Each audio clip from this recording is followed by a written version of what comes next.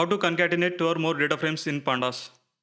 To concatenate two or more pandas data frames, you can use concat function of the pandas library. In this program, consider that we are given two data frames with similar column names. The column names are name and quantity.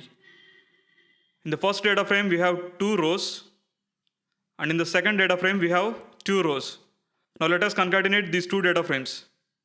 Call concat function of the pandas library and pass the two data frames as a list. The data frame 1 and data frame 2, we are passing them as a list to the concat function. The concat function returns a new data frame by concatenating the entries in data frame 1 and data frame 2.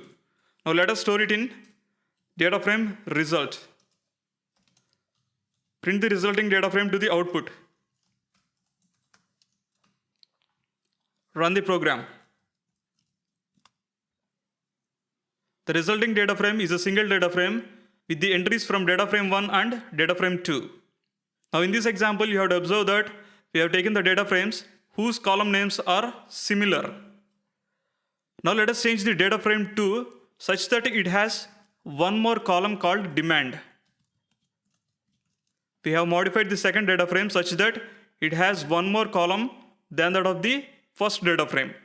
Now let us concatenate these two data frames and print the resulting data frame. For the first data frame, since there is no demand column, the respective values have been assigned with NaN values, not a number. Therefore, when we concatenate two or more data frames, and if a data frame has no specific columns that are present in other data frames, those columns would have NaN entries. Now let us take three data frames and concatenate them using concat function. Let us take another data frame 3.